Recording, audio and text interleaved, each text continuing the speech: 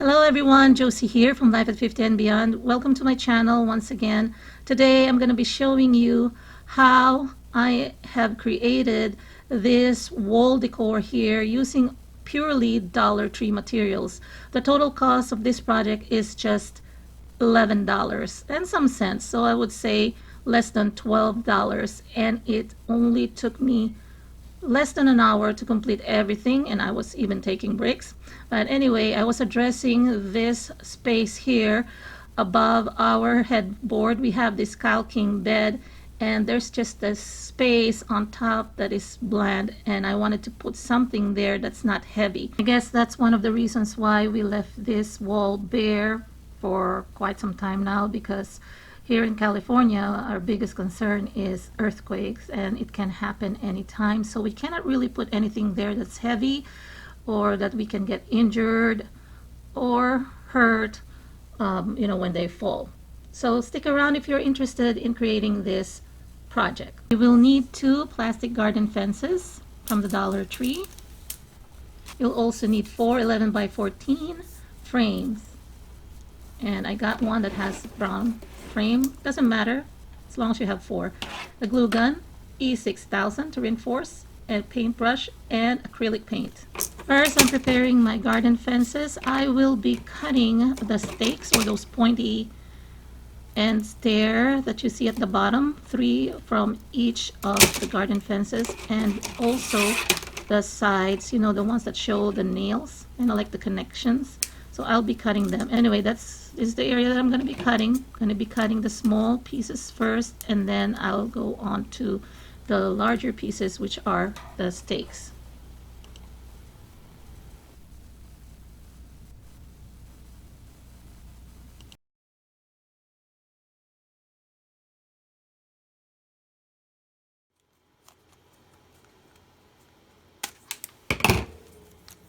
So this is how each of the garden fences should look like after you cut the sides and the bottom pointed ones. Next, I am preparing all the picture frames. I'm removing the backing as well as the glasses from the frames. And that's part of the safety features that I'm doing here, because again, I could probably very well keep the glass on and then glue it, but then, like I said, should there be any earthquakes or maybe an accident, I'm a little paranoid when we're putting something on our headboard, on top of our headboard, so I didn't want anything to cause any bodily injury or harm. So I'm removing the glasses as well, and I'm saving them for future projects. And also, I'm going to be removing the metals that hold the glasses onto the frames. I'll be using a plier to make it easier to remove. Next, I am using acrylic paint and just a simple paintbrush to paint my plastic garden fences. And just like what I've done with my previous fence projects, I only use a simple technique, no rhyme or reasons, just like a dry brush or weathering look or distress look, because I like the appearance of kind of like a wrought iron that has peeling paint. So that's why I'm not really covering every nook and cranny with the paint. Still see some of the black showing, because again, I just want to make it appear like there's paint peeling and it's a weathered or distressed look. Also, I didn't need to paint the underside of this fence, and I'll be doing the same thing with the frames just because they will not show through. While with my other projects, because they're kind of like 3-dimensional, that you will see the inside, this one will lay flat on the wall, so I didn't need to paint the back. But if you want to paint the back for a more professional or finished look front and back, go for it. But for me, I'm just trying to save also my materials. Not to mention time. So this cut the time in half by not painting the back, because again, it's not necessary. Now, as for the picture frames, kind of like the fences, I'm only painting the front or the surface and not the back of the frames, because again, they're going to be laying flat on the wall. And I position it in a horizontal way so you can see it better. and I'm using the same dry brush or weathering brush technique for this, and allowing some of the color from the frame, the original color, to show through. Once they dry, I'm going to be connecting them two at a time, so the shorter sides with the E6000, but since the E6000 takes time to cure, I am going to be using also my hot glue so that I will be able to connect them and make them a little bit sturdy while the E6000 cures or dries.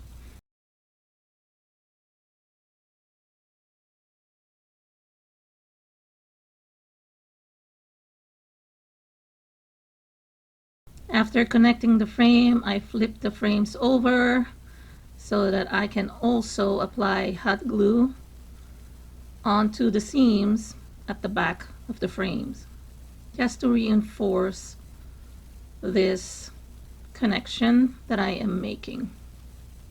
Repeated the same technique for the other two frames, so once they dry up, I am connecting the long sides of the frames that I have connected to the other long sides of the frames of the other two that I have connected. And I think it'll be better just for you to watch it because it's easier to just show you rather than explain. So just like earlier, I'm using E6000 and then hot glue.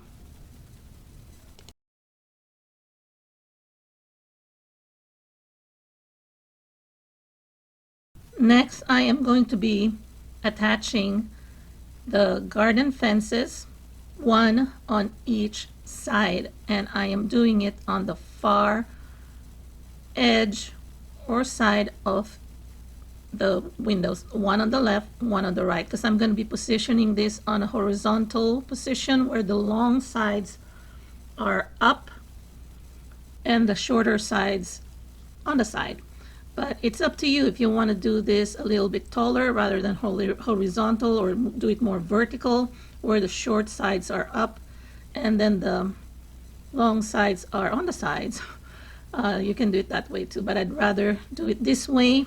I'm just applying hot glue here on the portion where they can touch and not the hollow portions of the frames. As you can see, those ones that are like triangle looking, let me just put it up close here. The triangle looking portions there are the ones that are protruding that will touch the frames. So that's where I'm applying the glue. And then in the middle, I am going to be just glopping some glue there. Then I'm just going to be attaching to the frames, and I'm just making sure that they all line up with each other. And then the one, the right, that connects to the middle is centered. Everything is even and they are sitting properly together. So I'm going to be adding some more glue here and use hot glue here. I didn't use E6000 here anymore because the materials will connect well. The important thing for me is to connect the frames with E6000 so that it's more stable and sturdy. Now with this one, the hot glue will do well because I've done this so many times, attaching the frames to the fences, and they are fine. Okay, so I'm just adding some more glue just to make sure that they are attaching well. So I just repeated the process on the opposite end.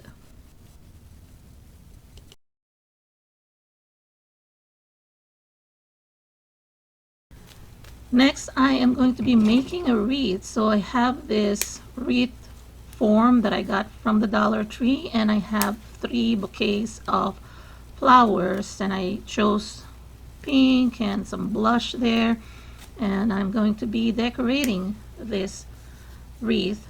But first off, I am just going to wrap the wreath with the burlap ribbon. I use 1 roll of this turquoise or teal burlap ribbon. I like this a lot. Whenever I see them at the Dollar Tree, I buy 2 or 3 rolls of them. I've been using them on my projects. because I like the color.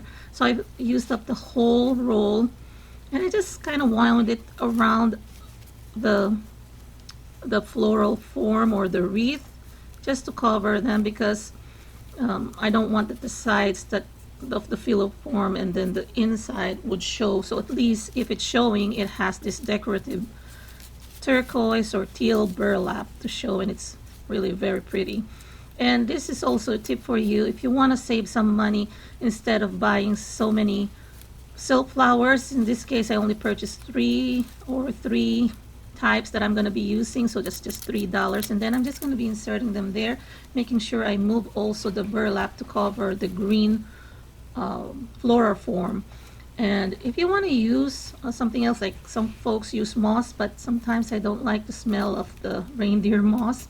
It's nauseating, and I don't think I would want that in my bedroom, and I may not be able to sleep. I may wake up with a bad migraine or headache. But use this instead. But feel free to use whatever you want. If you want to use dried moss, the only thing with dried moss, even if you spray them, sometimes they don't stay and they will fall off. That's another thing, another issue that I don't want to deal with using that. Now all I'm doing here is just alternating. So as you could see, I did the 4 flowers there first, and then I'm adding another one, which is the hydrangea, and then a third type of flower, which is the pink peony. That's what I'm going to be doing. So 3 flowers repeated 4 times, so 12 pieces. I actually have some leftovers because some of them have 5 flowers in them, but some have only, some even have 6. So I didn't really use up the whole 3 bunches or bouquets of flowers.